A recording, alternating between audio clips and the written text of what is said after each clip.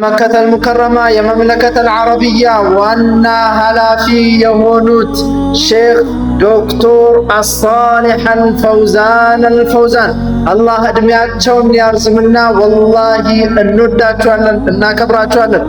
ምንም ስለሆኑ አይደለም፣ ደግሞ ዓሊሙን ሚን ኪባር ዑለማ ትልቅና የተከበሩ ዓሊም ተውሂድን አጥብቆ የያዙ ቢድዓን ሊቃወሙ ኺላፎችን ለማጥፋት የሚጥሩ ታላቅ ዓሊም ናቸው።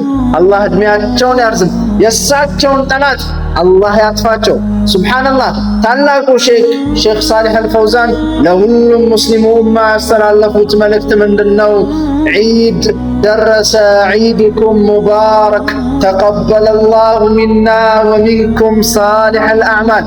ለ1447ኛው ዒድ አልፊጥር በዓል እንኳን አደረሳችሁ የሚልን መልእክት አስተላልፏል። ምን ትላላችሁ? ኮመንት ላይ አስቀምጡልን።